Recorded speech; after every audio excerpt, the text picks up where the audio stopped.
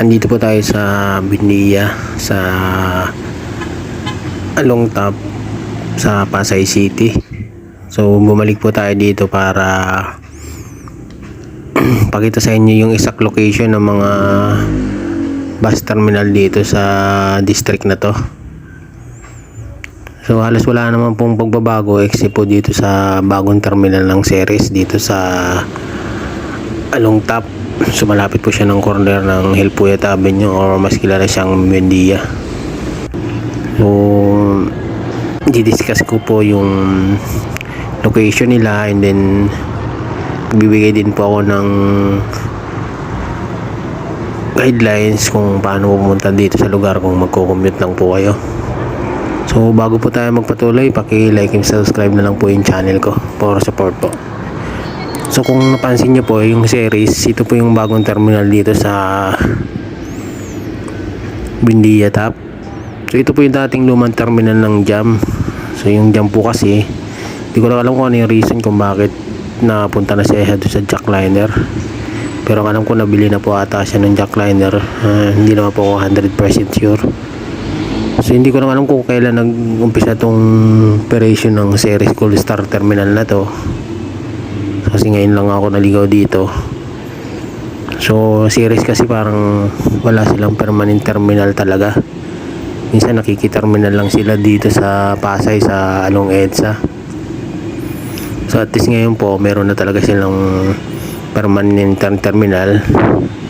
And aside po doon, napaka-accessible niya po lalo na sa mga nagko-commute lang po.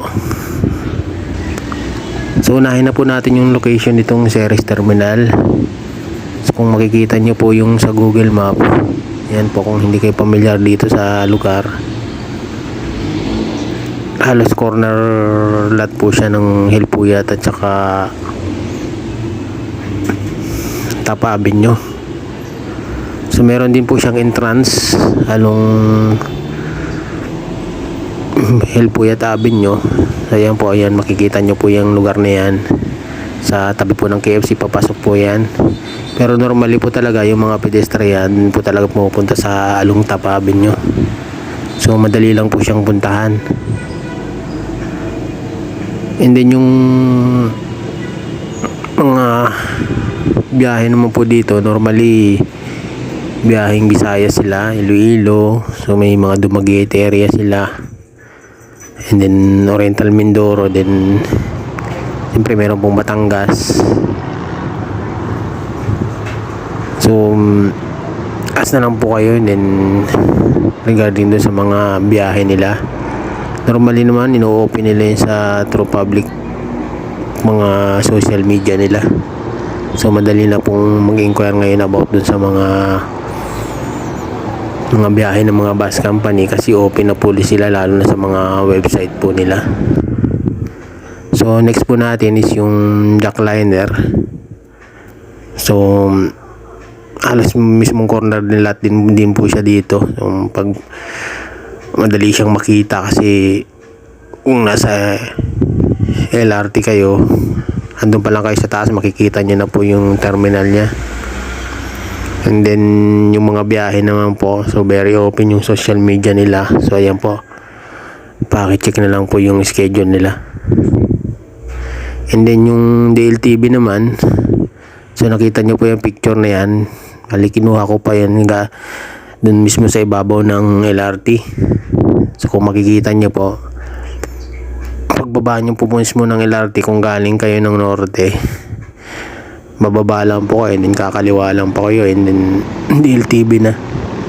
And every month po nag-update po sila ng mga biyahe nila. So nilalabas po nila yun sa mismong Facebook page nila. So pero papakita ko po yung current post nila regarding sa mga biyahe nila sa South and then up to Bicol provinces. And then next naman po sa paglampas po ng DLTV terminal is yung terminal naman po ng BBL Trans. So may mga ibang bus company ako napapansin na pumaparada dito, pero normally yung mga mabiyahe dito is papunta ng Laguna area, like sa Balibago, sa Paseta Complex sa San Pedro. And then meron din pong Binyan, Laguna. So madali na din po siyang puntahan kasi pag lampas lang po siya ng DLTV. So hindi na kayo mahirapan kung may mga dala-dala kayo. And then next po, sa paglampas nyo naman po ng BBL Trans, almost halos mga 20 meters lang, makikita nyo naman po itong terminal po ng Alps Bus Line. So located po siya sa corner ng San Juan and then Top Avenue, San Juan Street po. And then sa mga schedule naman po nila, very open din po itong Alps. So yan, kung makikita nyo yung post nila, halos kompleto po yung details dyan, yung mga biyahe nila, yung oras, and then yung contact number. So hindi na po kayo mahihirapan mag-inquire kung sakasakaling may kailangan kayo itanong sa kanila. Pwede nyo pong tawagan sila, and then meron din naman po silang mga website. So yun, nabanggit ko na po yung location, and then papakita ko po yung mismong map. So ayan po, kung makikita nyo yan, yung crossing niyan, yan mismo yung terminal ng LRT. So ayan yung mga location niya. So basta makarating naman kayo dito, madali nyo na silang makikita. Tsaka halos almost 24 hours yung operation dito. Hindi naman talaga totally open normal yung, hindi naman 24 hours yung mga provinces, pero yung mga city route, yung mga jeepneys, so halos hindi nagsasara yung mga ibang establishment dito. Sa next naman po tayo kung paano kayo pupunta dito. Ang most accessible way na paraan para makapunta dito is through LRT. So kung meron po kayong ini-access, lalo na kung galing kayo ng bandang Manila area, sa bandang norte, Monumento, Caloocan, so mag LRT lang kayo, then baba kayo ng Hilpuyat. And then kung galing naman kayo ang access nyo naman po is through MRT. So sakay kayo hanggang dulo ng MRT sa Pasay Top, and then pwede kayo mamili kung mag LRT kayo or mag jeep papunta dito. Pero the best pa rin po talaga is LRT, lalo na kung medyo nagmamadali kayo, kasi medyo traffic po sa Libertad kung mag-jeep po kayo kung galing kayo ng Pasay Top. Ngayon kung galing naman po kayo ng Cavite, so normally bandang area ng kasama yung Las Piñas po, so normally sa Petex kayo pupunta. So pagdating sa Petex, may choice kayo doon, mga modern jeepney or bus na pupunta ng norte, like sa SM Fairview.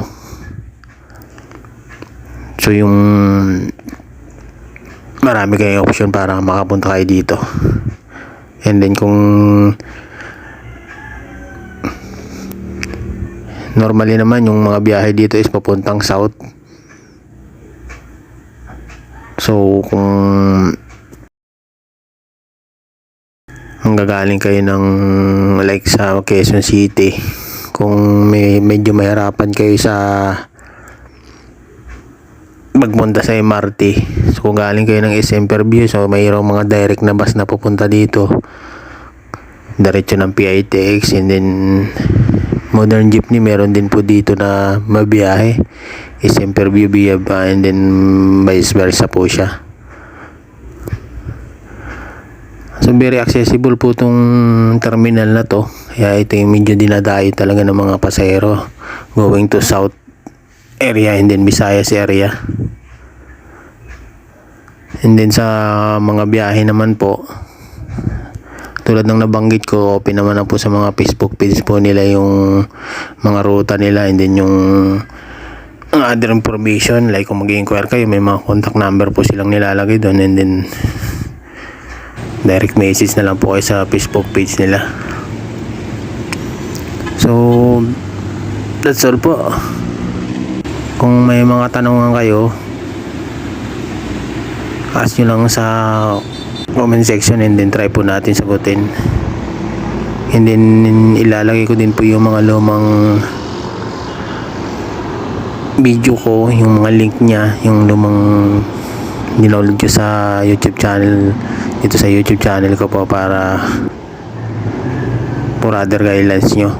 So mas detalyado po kasi yung mga video dito doon sa mga lumang videos ko. So that's all po, maraming salamat po ulit.